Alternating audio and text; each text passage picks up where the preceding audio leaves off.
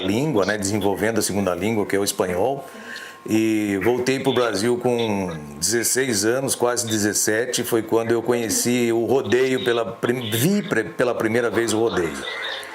E nesse tempo, a partir daí então, eu me apaixonei por esse esporte, comecei a correr atrás dessa possibilidade de se tornar um cowboy de rodeio. Foi uma corridona daquelas, né? Foi uma corridona de quarto de milha para poder chegar lá, porque tudo não é brincadeira.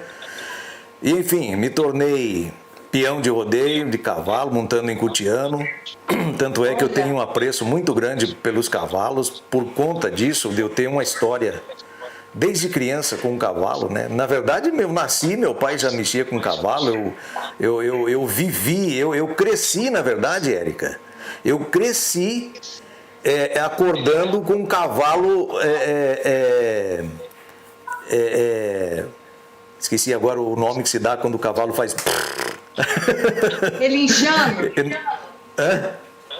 Relinchando. Não é relinchando, mas fazendo aqueles baforados da venta, sabe? Quando ele tá querendo denunciar alguma coisa. Porque os cavalos eram soltos no pátio de casa, assim, o pasto a casa era dentro do pasto praticamente, o quarto que eu morava tinha as frestas grandes, ranchão do sítio, e geralmente os cavalos chegavam ali de madrugada e davam aquelas baforadas ali, e muitas vezes me acordei com isso. Então, cavalo é parte da minha vida. Bom, aí me tornei peão de rodeio, modalidade cutiano em cavalo. Oi. Vou dar uma pausa aí em você, que tem um monte de paranaense dizendo que também é do cavalo, que também ama o Paraguai. Eu não sei se você sabe, eu sou paranaense também, né? Eu sou de Jacarezinho, do norte do Paraná. Olha só, então somos conterrâneos. E o povo tá botando aí, ó, que tem semelhança com você, que são lá do Paraná, que também curte o Paraguai. Mas pode continuar. Maravilha. Uma boa noite, pessoal, aí, os paranaenses. E essa turma que quando quiser vir para cá, vai chegar aqui no nosso acampamento, vai saber que a porteira tá com os dois lados abertos, com tudo mesmo, para receber essa turma aqui. Eita! Agora, então, aí depois de cavalo, tive uma contusão forte em cavalo, tive que me recuperar um monte de tempo e tal, daí tive que reaprender a montar, eu montava com a mão esquerda, eu era canhoto, né, de natureza, acabei tendo que me tornar destro, aprender tudo de novo a montar, e nisso eu também testei touro, gostei de touro, me tornei um competidor de touro também. Posteriormente, narrador de rodeio, narrei por vários anos. Aí, o pessoal do Mato Grosso, por exemplo, que está aí, ó, fui em muitos lugares do Mato Grosso. Dependendo da cidade da galera que está aí, talvez eu até passei na sua cidade. Na verdade, quase todas as cidades, porque morei também no Mato Grosso. E depois, comentarista de rodeio. Nesse meio de tempo entre a transição de montaria de touro e narração de rodeio, eu me tornei locutor de rádio também, apresentador de televisão e essa coisa toda aí do meio da comunicação e esporte. Mais ou menos resumidamente é isso, Érica. Tô assim chocada. Vou fazer um comentário aqui para os nossos amigos mato-grossenses aí, nossos amigos do Brasil inteiro. Boa noite, o Júnior de Cambará, outra cidade do Paraná. Joe, nós fizemos shows equestres em rodeios durante 10 anos. Pois é. Nós tínhamos um show chamado Demet Jean, Equipe Medalha de Ouro. Nós tínhamos caminhão. Ô, Érica, antes de você continuar isso daí, eu já quero dizer para você o seguinte. Meu Deus, que negócio louco. Essa coisa tinha que voltar. Isso aí é brabo demais. É um trem fora de base esse show seu. Eu vi as fotos, eu vi as coisas. Isso aí por isso que eu tô dizendo, gente, ó, tô fazendo essa live aqui com a Érica, mas eu tô tremendo, porque essa mulher é braba demais. Você precisa de ver. Pensa no Velho Oeste brasileiro, era aí, ó, representado. Vai lá, Érica, fala mais. Deixa eu só te fazer uma pergunta. Agora, você está falando de qual cidade? Qual que é a tua base aí? Você saiu do Paraná? São Roque, São Paulo. São Roque, São Paulo. São Roque, São Paulo. Então, é isso aí. Lá em São Roque, já fui em Mairinque, aí 2 vezes. Isso. É pertinho. E eu ficava hospedado aí em São Roque. É. Aqui é muito legal. Ah, é mesmo. Então vai, fala Então, mais aí da sua durante história, que eu tenho esses 10 certeza que muita anos, gente que é do meu canal aqui tá doidos pra saber de você aí, essa grandiosidade. e durante esses 10 anos, né, o idealizador do show era o Demetrius, né? E nós fazíamos vários números. Nosso show tinha duração de 1 hora, acontecia em rodeios, exposições agropecuárias, até a abertura de festas, leilões. E nós íamos sempre com 4 mulas pampas, ia com um boi Nelore e 3 cavalos de show, 3 andaluzes. Então imagina, né? Os números. Era muito louco. Ah, eu imagino, isso é louco demais. Você pensa um boi Nelore deitando, fazendo. Tinha conexão com a gente, ele fazia o número do bêbado, o boi Nelore. Ele deitava, ele levantava, meu Deus, era muito legal. As mulas pampas faziam a quadrilha country. E nós viajamos o Brasil inteiro.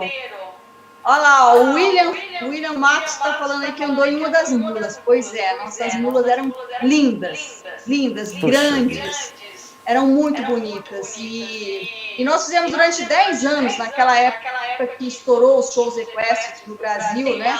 E tínhamos muitos amigos que participavam com a gente também. Depois o pessoal do rodeio, eles foram às grandes exposições agropecuárias, eu acho que você vai concordar comigo. Eles foram investindo mais em shows de cantores. Sim, foi. E tirando o cavalo, que era a tradição, né? O show equestre, né? Tirando tudo isso e foi se acabando, foi sendo desvalorizado, vamos dizer assim, né? E aí chegou uma hora que não tinha mais o porquê, entendeu? Mas enquanto aconteceu, foi muito massa, foi muito legal. Meu Deus, que coisa incrível, né? Eu vi alguns shows de cavalo, não tive a honra e a oportunidade de ver o seu, mas eu vi outros, né? Por exemplo, do Maurício, do Ipitaçu, né? Você conhece? Provavelmente conhece ele, né? Não me lembro. Ó, tem gente aí que participava, tinha as bailarinas. Tinha as bailarinas mesmo no show. Ó, eu conheci muito aqui o meu amigo de Morungaba, o Luiz Carlos, que também fazia bastante shows. Pro Mato Grosso, sim, eu quase não fiz show. Exatamente. Fiz muito Mato Grosso do Sul. Ponta Porã, Paranaíba, Cacilândia, aquela região ali eu rodei bastante. Então, infelizmente, esses eventos que eram compostos com o número principal ali, ou seja, o principal atrativo, ou seja, o macro do evento era o rodeio e depois o rodeio das montarias e todas as outras modalidades de shows que envolviam os animais, realmente foi se perdendo um pouco no meio disso, porque acabou que a indústria da música se sobressaiu e acabou conquistando, não sei por quais viés, os organizadores desses eventos rurais, né? Então, infelizmente, tirou aí muita coisa desses eventos aí que era só dos animais. Érica, mas eu aproveitando isso aí tudo que você está falando, que a gente já falou um pouquinho da gente, eu queria focar uma conversa aqui, eu acredito que em alguma coisa que as pessoas têm muito interesse, eu tenho muito interesse em saber, e eu acredito que a maioria dos cowboys, colegas, as cowgirls, elas vão crescer muito se você quiser e puder descrever para nós como que você conseguiu transpor esse tempo todo com tantas conquistas nas provas cronometradas, provas de rédea, que você tem essa história, a ponto de chegar onde você chegou, porque não parou em você, né? Você começou um negócio e passou de geração. Como que alguém pode focar de tal forma num objetivo de conseguir ser vencedor, campeão, sei lá como pode chamar isso, há tanto tempo consecutivamente? Porque você não é só você competindo, mas o aras, os animais, toda essa história. Fala desse foco. Bom, muito honrada por você tratar dessa forma aí a minha história. Eu quero dizer que com muita humildade, primeiramente, vontade de aprender, perseverança, dedicação e amor. Sem esses ingredientes e o principal de todos, fé, muita fé. Então eu procurei fazer o quê? No meu dia a dia, no meu conhecimento, no que eu fui aprendendo em relação ao cavalo, eu fui procurando aprender, aprimorar, desenvolver. A cada competição, por exemplo, que eu não ganhava, eu insistia mais na outra. Eu nem sempre montei os melhores cavalos. Às vezes era o contrário, mas assim, era tanta vontade, tanto amor. E na minha mente, hoje eu sou coach, hoje eu sou analista de perfil comportamental, eu estudei toda essa parte de desenvolvimento humano, mas na época eu era bem jovem. Mas eu sempre mentalizava o sabor da vitória, entende?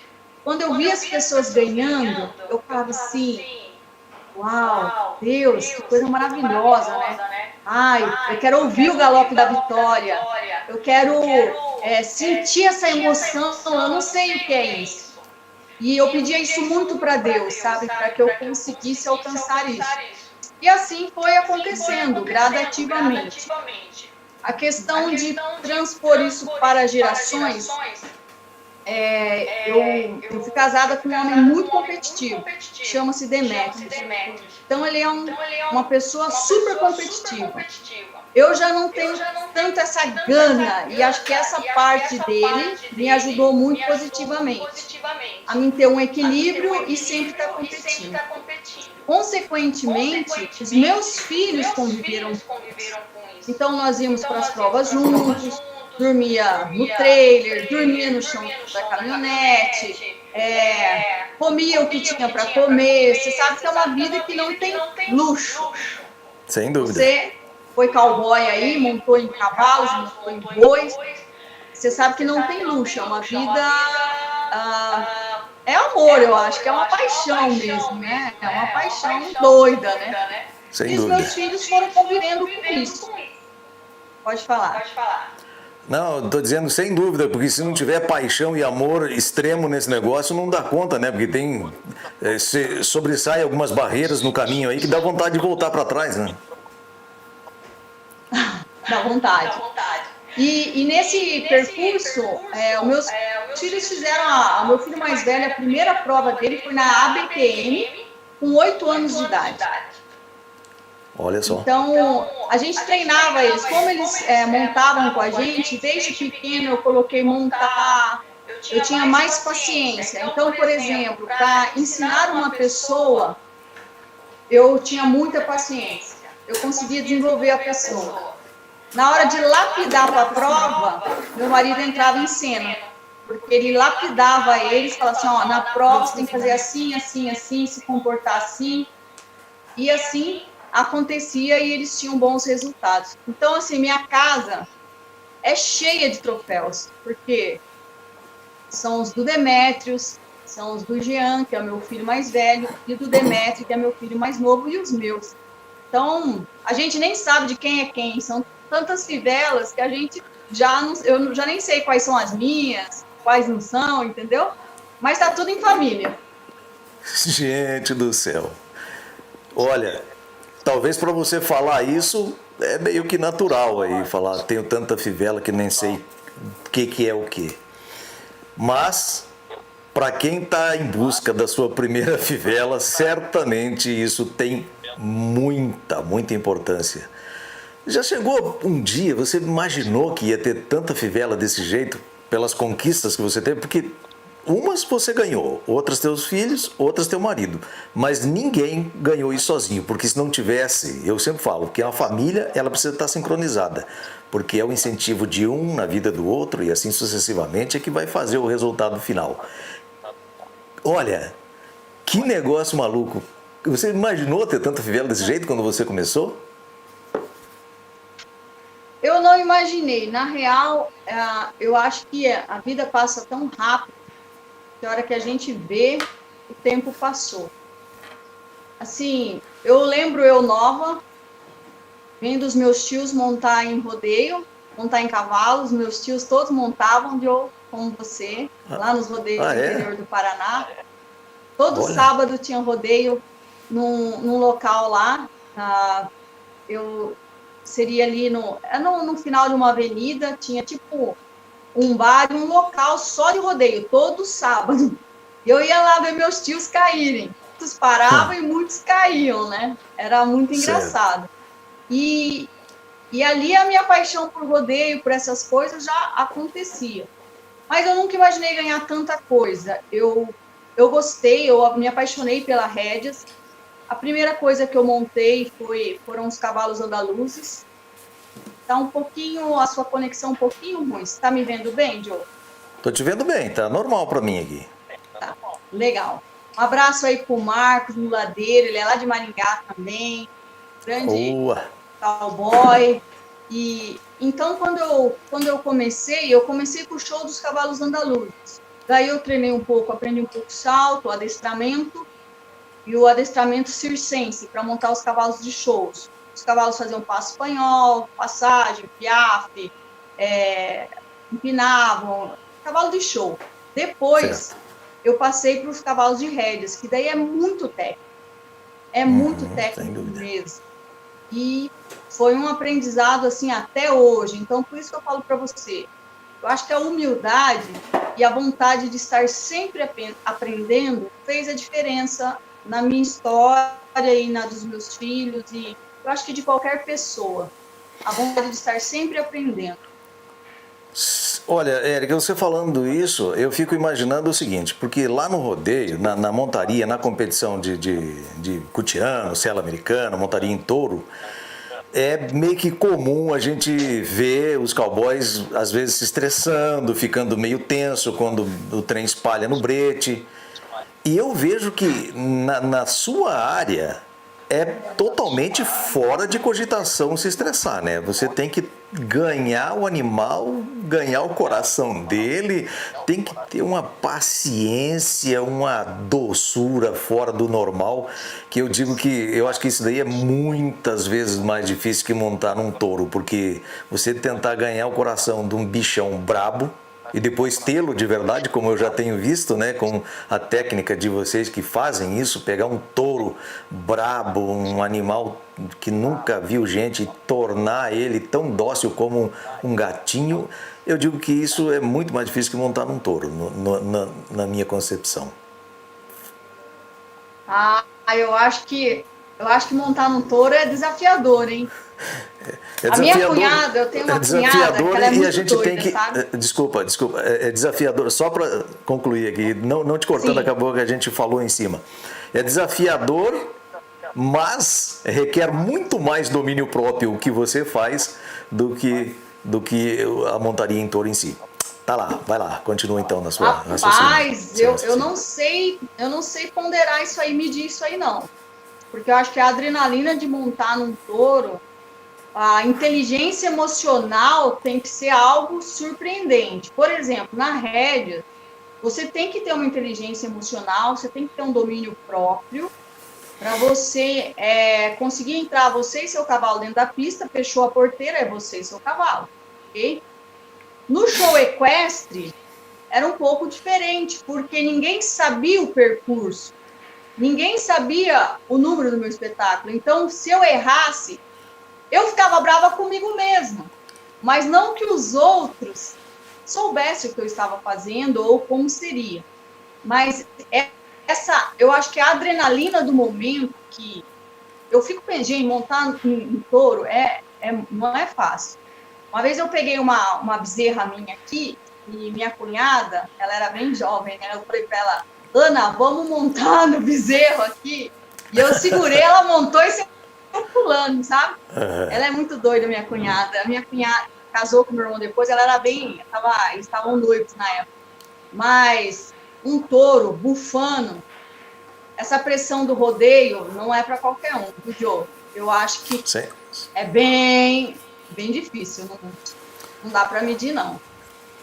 É bem difícil mesmo. Eu tiro o chapéu para a vaquerada que estão fazendo isso ainda hoje, sem dúvida nenhuma. É honroso demais esse esporte. Assistir um esporte desse, sentar, seja na frente da TV ou num banco de arquibancada para assistir um espetáculo de montaria, realmente é algo de tirar o chapéu, porque temos que realmente valorizar a coragem dos atletas de rodeio. Não porque eu só fui ver isso depois que eu já tinha me aposentado.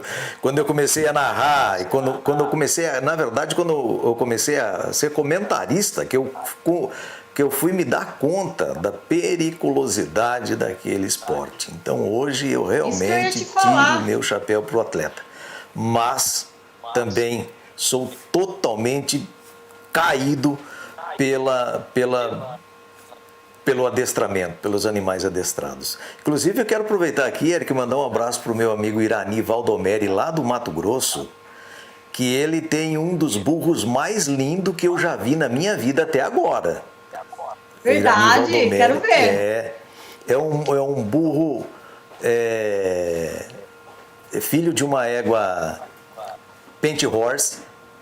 Olha, Saiu um Paint Horse, coisa mais linda do mundo. Eu vou te diferente. mandar a foto dele para você ver. Eu nunca vi nada igual para mim. Então ele tá vindo agora. Se estiver nos vendo aqui, não sei se está aí ou não, ou em algum canal desse que está sendo transmitido aqui. Ele precisa saber de você e do Aras aí. Porque tem uma história de uma mula aí, né, também, né, que você me falou sobre a mula que deu aí o nome do Aras. Isso. Hoje a gente já não tem mais as mulas, mas nós tivemos as mulas campeã nacional, tivemos várias mulas, inclusive a que era a nossa paixão, né? Que chamava Medalha de Ouro.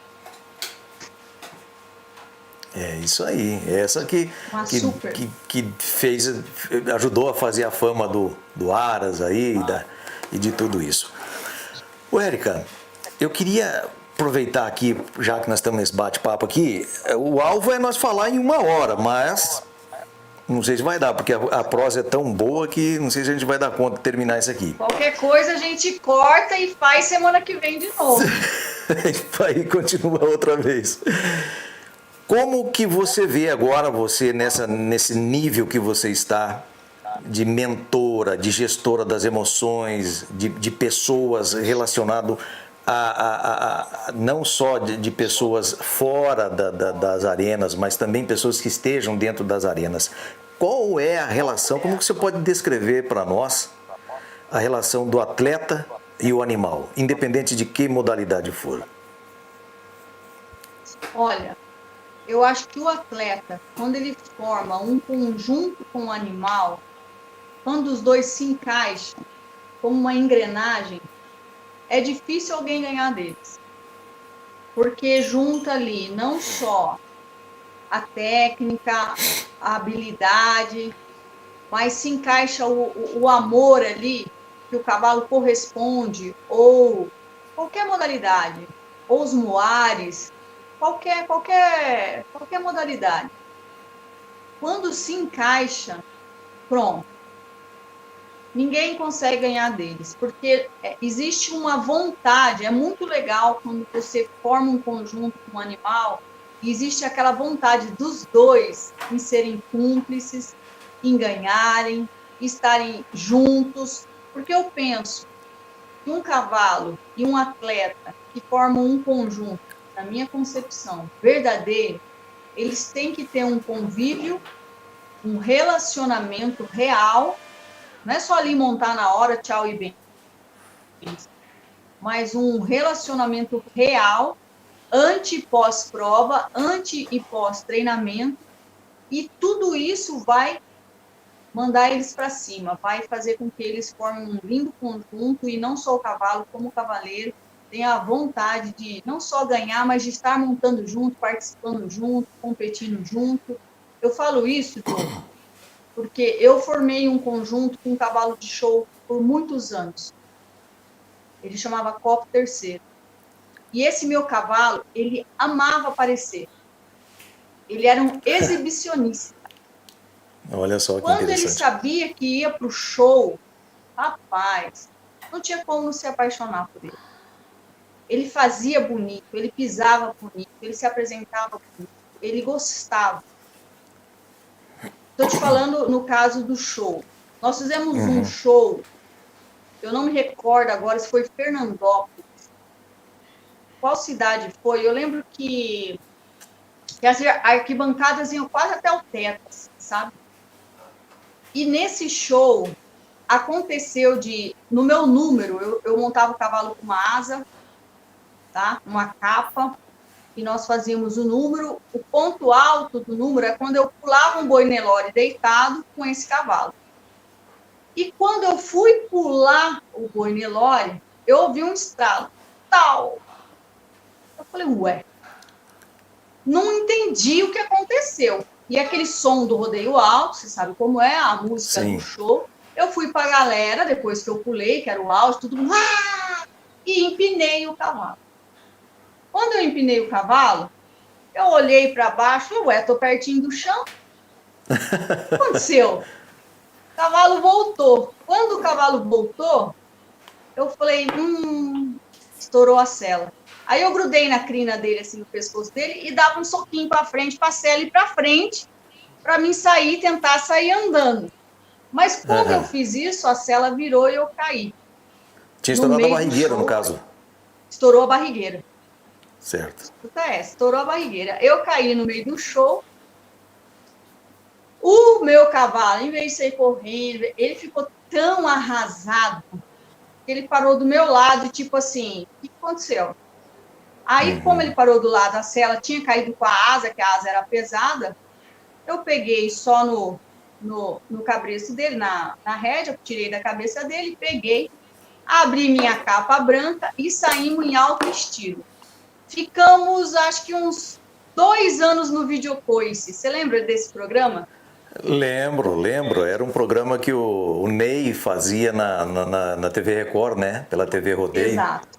Nós ficamos 2 anos aparecendo o nosso tombo e a nossa saída lá. Então, eu tinha um conjunto com esse cavalo. Cavalo de competição. Eu formei conjunto com vários cavalos. E todos eles me ajudaram a conquistar a vitória. Quando essa conexão acontece, o sucesso é garantido. Eu vejo dessa forma. Que maravilha. Esse sincronismo, né? Essa conexão mesmo, né? Parece que parece que se conversa por... Vamos ilusionar um pouco aqui, por telepatia, né?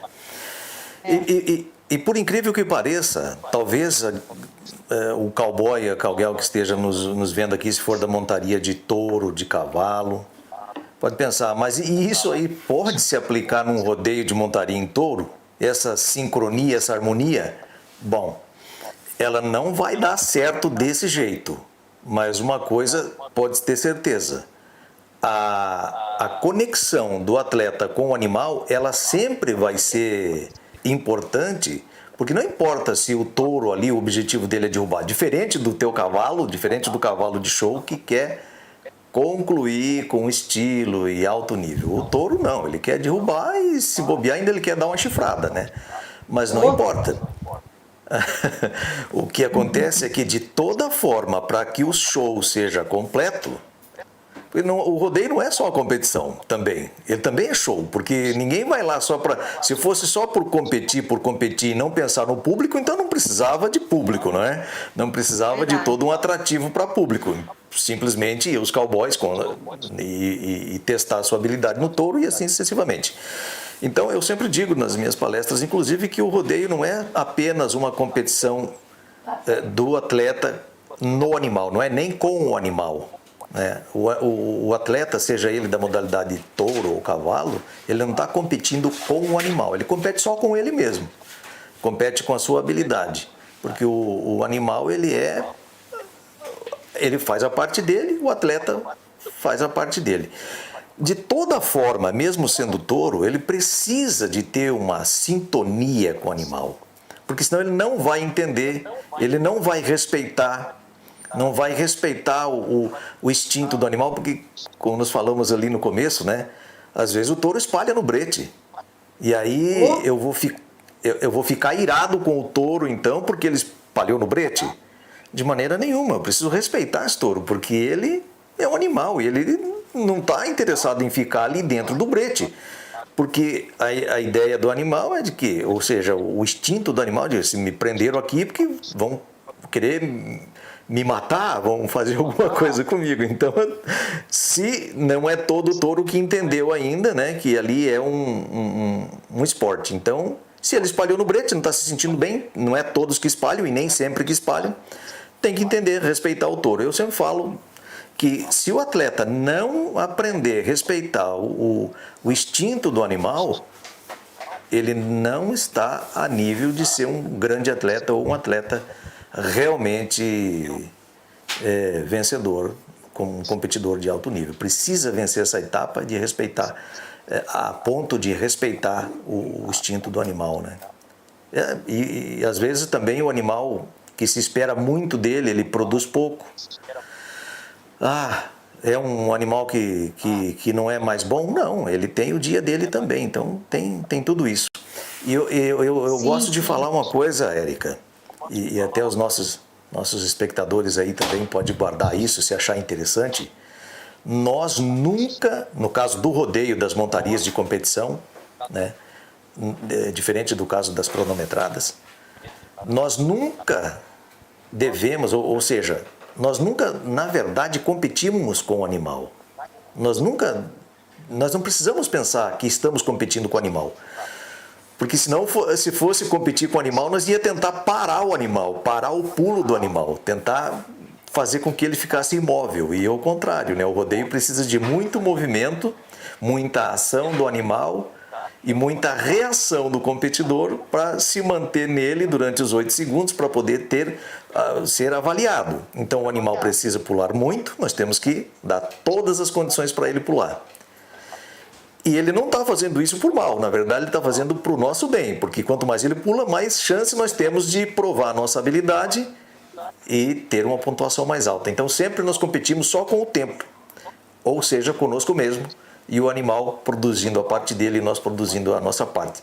Esse é um dos pontos que eu gostaria de deixar aí como reflexão aí dos nossos espectadores também nesse momento. Hein? Muito interessante, muito top que você falou. Aliás, Jô, eu queria perguntar para você, eu sei que você vai lançar um livro, eu sei que você fala muito sobre essa mentalidade campeã. O que você pode contar para nós aí de novidades que você tem para o pessoal desse meio que quer evoluir, que quer crescer? Qual tipo de apoio que você tem aí para oferecer nesse sentido? Você falou que dá palestras, você sempre ajuda o pessoal nesse sentido, tem o seu canal aí, você sempre coloca as coisas, né? Então, eu queria que você falasse um pouquinho sobre isso. Para daí Érica, a gente fechar. Tá. Olha, sabe, é assim, ó, eu tenho buscado, desde que eu encerrei a minha carreira lá dentro da arena, eu tenho buscado ajudar os atletas de rodeio e outras modalidades. Também fui narrador de corrida de moto, velocross e motocross e tal, mas eu foquei mais na área do rodeio. Então, o que eu busco ajudar aos atletas a transcorrer o caminho que eu já percorri, de uma maneira que eles não precisem pisar nas pedras que afundam como eu já pisei. Então, eu penso assim, se eu tive êxito em alguns pontos, eu quero ensiná-los ou apontar para que todos que estejam caminhando para o mesmo alvo que eu caminhei, a que pise nos lugares aonde eu tive êxito. E aonde eu tropecei, eu quero apontar para aquele lugar dizendo, não vá por aqui, porque aqui tropeça e cai. Então, eu tenho buscado a fazer isso. Eu desenvolvi, durante esse tempo todo de trajeto e de estudos e tal, um método chamado IEM, que é IEM, que é incentivo, estímulo e motivo. Eu trabalho esses 3 pontos, mostrando para o atleta, para o profissional de diversas áreas, mas principalmente eu tenho falado para os atletas, de o sentido do incentivo, o que significa o estímulo e qual é o motivo, o que te motiva. E ali nós trabalhamos com profundidade e trazendo essa atleta para um nível de entendimento da carreira, algo assim monstruoso, um negócio maluco, dá uma explosão no cérebro, como diz um amigo nosso aí, né? Dá uma explosão no cérebro, fala, meu Deus, eu não sabia que eu estava aqui e tem tudo isso para mim conseguir alcançar ainda. Então, cara, isso tem dado assim um efeito atômico na vida da companheirada, que eu estou muito feliz com isso, né? Esse é um dos alvos que eu tenho. Vai ser lançado agora, nos próximos dias, um livro que fala uma boa parte da minha trajetória, deve ter ali sei lá, 30% a 50% talvez, e vários conselhos e bastante apontamentos também sobre esse caminho. Também é uma das coisas que eu quero deixar aí para a turma poder aprender um pouco também daquilo que eu aprendi. Se a gente aprende tanto, a gente não quer reter para a gente, né, Érica? A gente quer transbordar, deixa todo mundo aproveitar isso, né? Claro, o nome disso é discipulado, legado, Então, conhecimento, escrever o seu nome na história. Pois é.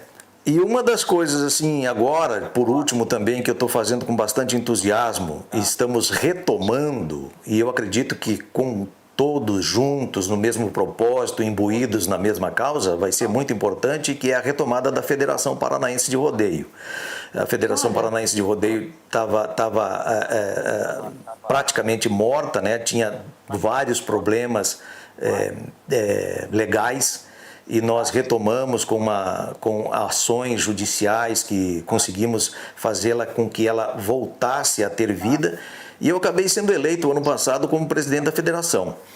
Então eu estou muito entusiasmado que nós possamos fazer com que essa federação possa trazer uma alavancagem assim gigantesca para o meio do esporte do cavalo, dos touros, dos animais em si, de todas as modalidades. Tanto é que eu quero aproveitar aqui, Érica, o seu canal, que tem, né, tantas pessoas maravilhosas e gente boa aí, e para convidar as pessoas, as associações, as entidades, né? A federação não associa pessoas em si, porque é uma federação, mas ela associa entidades, né? Associações, empresas e tal. Então eu queria convidar para que as pessoas conhecessem a Federação Paranaense, que está ressurgindo das cinzas agora, com projetos maravilhosos que a gente acredita que vai dar uma grande alavancada. E eu quero transbordar tudo isso, Érica, tudo o que eu aprendi, tudo o que eu já vivi, me esforçando na federação também para com que os atletas que estão agora, né, possam ter aquilo que eu não tinha e que outros colegas meus não tiveram também no passado.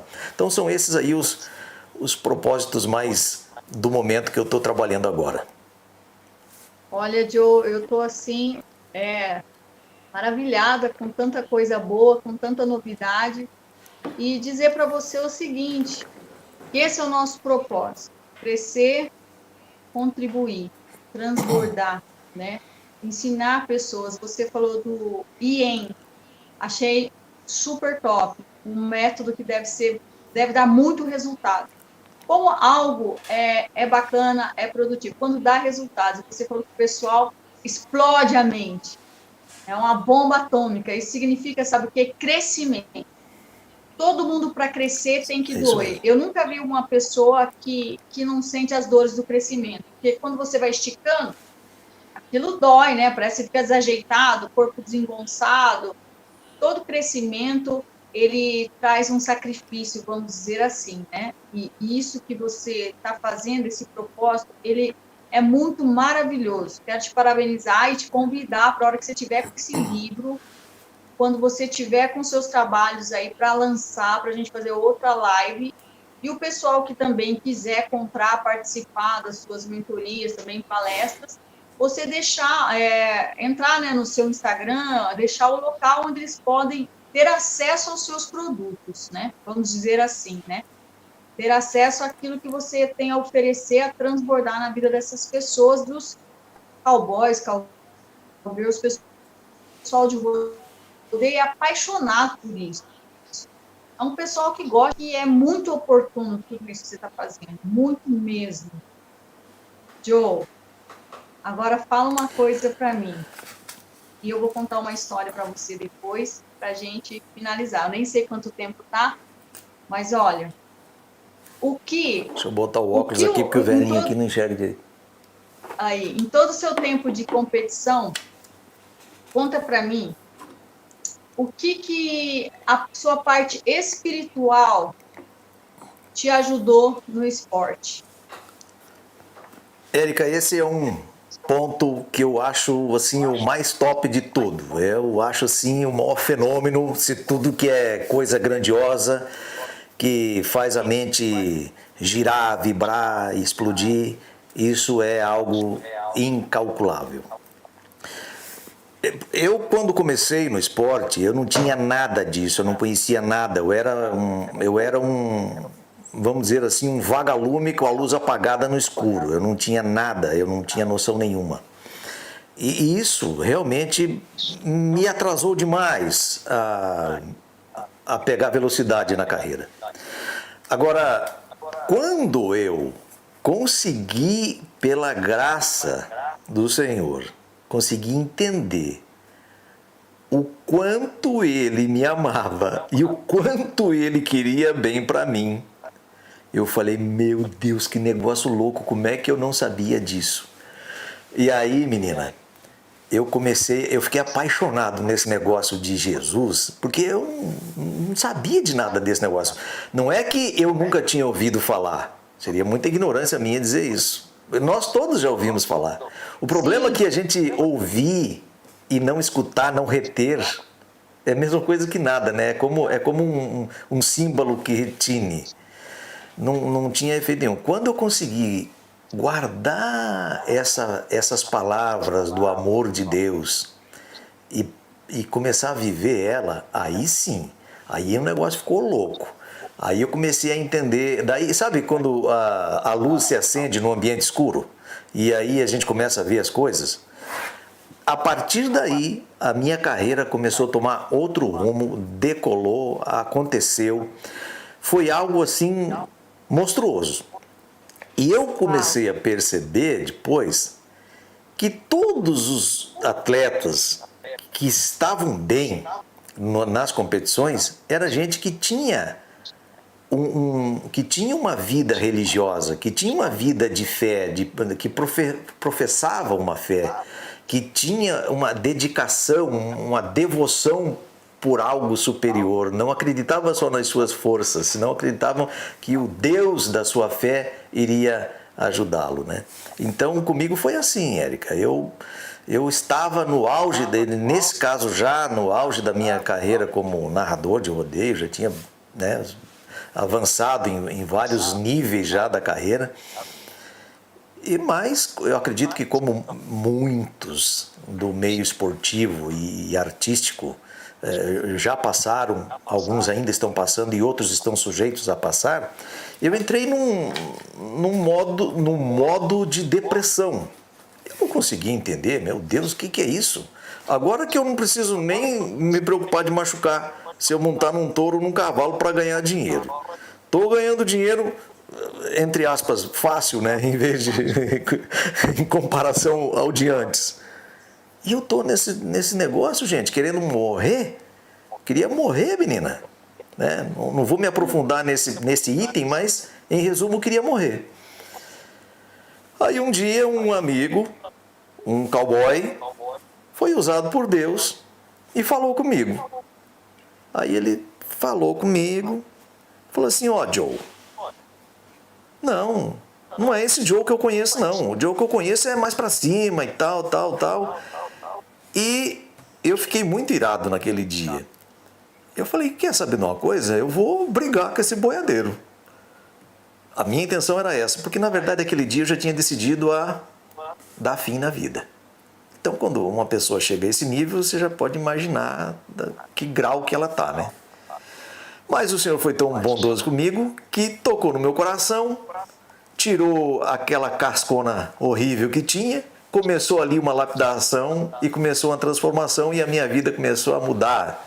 E começou a ser transformada e começou as coisas a clarear e aí tudo ficou com mais brilho, Isso aconteceu no ano de no ano de 2000, deixa eu ver, 97. Meu Deus, agora nem me lembro. Foi em 97, 1997. 5, 6, 7. Em 1997. Faz tanto tempo que eu perdi até a data. Dali para cá, a coisa mudou totalmente. Todo o resto da minha carreira, quer dizer, eu não digo o resto, né? Porque eu ainda tô nisso aí. Por mais que eu não esteja lá na arena, eu tô atuando ainda nos bastidores e aí nesse negócio da federação, palestrando para os cowboys, contribuindo de uma forma ou de outra. Tem sido diferente. Tem sido diferente. Na verdade, eu conheci o sentido de tudo, né? Conheci o Pai de toda a graça, de toda a misericórdia. Conheci o Senhor Jesus em 97 e agora sigo aí nessa jornada de... Hoje sou formado em teologia, né? Pastoreio uma igreja, e entre outras coisas, né? Relacionado a essa coisa da espiritualidade. Então, eu digo que a espiritualidade de um atleta, de um profissional, seja ele de qual área for, né? Até no jornalismo, eu sou mestre em jornalismo, tenho um mestrado em jornalismo, então até para fazer uma matéria jornalística, que é a minha área da área internacional, sou formado em jornalismo internacional, para fazer uma matéria, para você conseguir ter ela com veracidade mesmo, não tem jeito de não pensar que Deus está te dirigindo naquilo ali, porque senão aquele instinto humano maligno que fica lá na raiz do ser humano, ele quer colocar uma coisinha a mais do que para dar um upzinho assim na matéria e tal. Então tem que ter muita graça para você ser um profissional com ética, porque a ética requer resiliência, requer... enfim, a ética requer submissão ao Senhor da verdade. Então, seja ser um atleta, você com Deus é tudo diferente. Se você ganhar o título de campeão, você está feliz. Se o seu amigo ganhar o título de campeão, você está feliz por ele. Você se alegra com a alegria do outro, porque você está cheio da graça. Então, se alegrar na alegria do outro também é uma virtude maravilhosa. E que sem o Espírito Santo de Deus é difícil, porque às vezes a inveja é que chega ali em vez da alegria. Não é não, Érica? Com certeza. Eu vou complementar você e vou mostrar aqui que a nossa live era sobre uma mentalidade campeã. Em 2012, eu ganhei esse prêmio aqui, a BQM Awards, vou ler para você, eu ganhei como a Amazonas mais pontuada do Brasil na modalidade rédeas pelo par de milha. Maravilha. Eu fiz várias provas, eu fui pontuando, fui ganhando, fui indo, e eu sempre falava com Deus. Eu sou cristã de berço, vamos dizer assim. Graças a Deus, meus pais me incentivaram nesses caminhos, nunca me impediram, porque eu já convivi com pessoas na qual os filhos estavam indo muito bem e as pessoas se opuseram por religiosidade, por questão de religião, e depois o pessoal se perdeu, e uma pena, mas toda semente plantada vai germinar, a gente sabe disso, né? E eu vinha num caminho muito legal, eu vinha num percurso muito bacana. E eu sempre falava para Deus assim: Senhor, como será que é o gosto de ganhar um potro futuro em primeiro lugar? Eu queria ganhar um potro futuro, e vários nacionais e competições grandes, eu estava ficando em segundo lugar por vários anos. Aí eu falei assim para Deus: poxa, eu estou em primeiro, entra o último, me tira do primeiro lugar. Oh, Deus, poxa, né? E eu sempre jejuando, orando, buscando, e Deus tinha algo para me ensinar. Aí teve um ano que o que o Senhor fez comigo? Começou a me pôr em terceiro. Eu falei: opa, eu estava reclamando de estar em segundo, agora eu estou em terceiro. Parei de reclamar. Falei: Senhor, que terceiro lugar bacana, obrigado. Estou tão feliz que eu ganhei em terceiro. Nossa, estou feliz, hein? Comecei a trabalhar o meu coração e minha mente, valorizar o terceiro. Quando eu fiz isso, eu consegui ganhar um potro futuro, em primeiro. Tá aqui minha fivela, ó. Oh, E eu falava maravilha. para o Senhor Parabéns. assim: qual é o gosto? Qual é o sabor? Eu quero entender essa sensação. Quando eu ganhei e tocou a música e anunciou o meu nome, é como se um filme passasse na minha mente. E eu entendi o seguinte: falei, Senhor, nada disso tem graça. O que tem graça é a tua presença. O que tem graça é realmente sentir a sua presença. Isso é sensacional, isso é indescritível. Essa premiação, isso que eu ganhei aqui, é uma alegria, Senhor. É uma conquista, uma realização. Muito obrigada, eu estou muito feliz, Senhor, mas nada disso é comparado com a tua presença. Quando você está em um lugar e a presença do Senhor vem e inunda o teu coração a ponto de você não lembrar nem quem você é, nem que tem alguém do lado, se tem alguém olhando, se tem, sabe aquela coisa entre você e Deus tão tremenda? E eu falei assim para o Senhor, não existe nada comparado à sua presença. Beleza, comemorei, ganhei. No ano seguinte, eu sofri um acidente de carro. E eu quebrei o cóccix, lesionei toda a parte do meu quadril. E quando eu fui ao médico, ele falou, o negócio é o seguinte, você não vai poder montar mais. Eu falei assim, mas como assim? Ele falou, não, você não vai poder montar mais, você se quebrou inteiro. Agora não engessa, é cama, você ficar deitado aí 60 dias, 90 dias para poder calcificar, para você ficar bem, sua coluna dar uma ajeitada, e era uma dor assim. Aí beleza, tudo bem, vou ficar deitada. Eu sou muito agitada, eu gosto de trabalhar, eu gosto de, sabe? Falei, Senhor, vou ficar deitada, meu Deus, mas muito obrigado que eu tô viva, né? Aí o que eu fiz, Joe? Bíblia. Ler a Bíblia. Eu já li a Bíblia várias vezes, eu acho que mais de 10 vezes. Toda vez que eu acabo, eu começo de novo, eu acabo, eu começo de novo. Eu li naqueles meses que eu fiquei deitada. Eu li rapidinho a Bíblia e eu devorei a Bíblia e comecei a devorar outros livros para minha mente não parar, para minha mente não desistir. E eu falava assim, não, o médico falou que eu não vou montar mais, mas eu vou montar. Eu vou montar. E eu continuei falando, Senhor, o que realmente importa para mim não é ter esse primeiro lugar aqui, mas é ser conhecida pelo Senhor. Por isso, aquela fase difícil que eu passei, e me desculpa até eu me emocionar, me ensinou muito, porque eu continuei falando, Senhor, o que me importa é a tua presença. Isso é o que me importa. Isso é o que faz a diferença na minha vida e no meu caminho. E não importa o que eu vou passar ou o que eu estou passando, o que importa é que o Senhor está comigo. Então não me deixa, só pedir para o Senhor, fica comigo, me guarda, me ajuda, me fortalece. Bom, eu passei todos os processos de recuperação, voltei a andar, fiquei meio manca e fui fazendo os tratamentos. Até hoje eu faço. Eu voltei a competir, ganhei alguns terceiros lugares, mas porque o animal que eu montei era excepcionalmente bom, porque eu preciso, agora eu creio que estou muito melhor, mas trabalhar a minha mente em relação à dor. Então, quando eu vou esbarrar, às vezes vem aquela memória que vai doer, que a pancada vai doer meu cóccix, que depois eu não vou conseguir andar. E então é uma luta interna. Então, às vezes as pessoas veem você de chapéu, de toda, né? Mas não sabe a tua história, o teu sacrifício.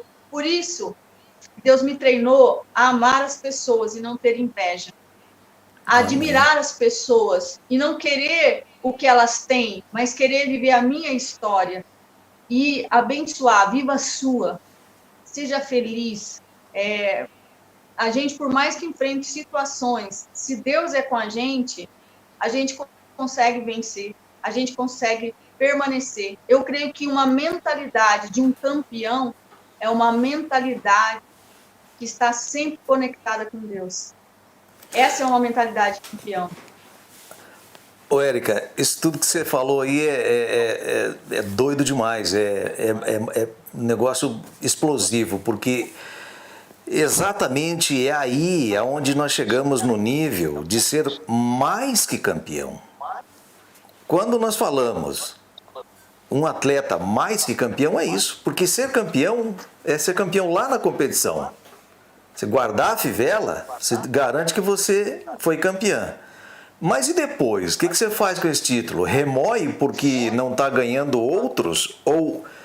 Ou valoriza tudo que foi feito e continua produzindo ainda a partir disso? Isso é ser mais que campeão. Isso é ser mentalidade mais que campeã. E entendendo que não parou por aí, a história continua para a glória e honra de Deus. Ser mais que campeão não é só vencer uma etapa, um campeonato, 2 campeonatos, 3 ou 5 campeonatos, não importa quantos.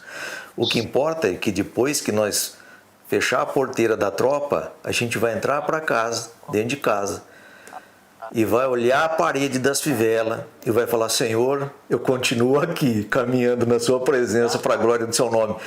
Para quem que o Senhor quer que eu vá derramar agora a gostosura que o Senhor colocou na minha vida? Aí ele vai mostrando às pessoas.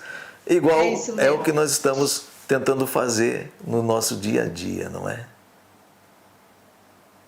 É isso mesmo, Joe. É isso mesmo. Amigo, eu não sei se a gente encerra essa live aqui. Vocês me desculpem eu me emocionar. É que realmente, assim, é algo que é muito forte no meu coração. E eu já queria deixar de pronto, se você topar, fazer outras lives com você, trabalhando esse tema e até mesmo essa técnica que você ensinou, esse passo a passo, o IM, né? IM. Sim. Para que as pessoas possam entender um pouco, aprender um pouco e buscar esse desenvolvimento, né? Os nossos amigos atletas aí, os cowboys, as cowgirls, eu creio que vai acrescentar muito na vida deles, né? Esse apoio, né, que hoje a gente tem através da internet. Isso é muito, muito precioso. É o lado bom da internet. Exatamente, é o lado bom da internet. Érica, eu que estou realmente honrado, fico muito agradecido de você ter tido aí essa iniciativa e me dar essa oportunidade também de compartilhar com você essa nossa live, essa conversa aí. Tenho certeza que vai ser bênção para muitos dos nossos amigos do passado, do presente e aqueles que virão no futuro ainda começando. Queria aproveitar e deixar aqui para você que esteja nos vendo agora em um desses canais que está sendo transmitido. Tem o sonho de ser peão, de ser cowgirl, da prova cronometrada, da montaria, seja ela qual for, ou das rédeas, ou qualquer coisa, show, tá com medo? Parabéns, o medo faz parte. Como diz no filme, o filme Rodeio da Vida, medo mostra respeito aos touros. Então é o seguinte, vai com medo e tudo, peça orientação e se não tiver ninguém por perto que possa te orientar, conversa conosco, comigo ou com você, né, Érica? E se a gente não puder te orientar do jeito que você quer, a gente vai te orientar para buscar quem sabe mais do que nós. Mas não deixe de ir. Vai e faça. Você pode. E não pense aqui que a gente está aqui falando de espiritualidade, que nós somos alguns malucões aqui, fanáticos, não. É porque nós se encontramos com aquele que tem a fonte da energia para nos dar a capacidade de fazer. E é só isso.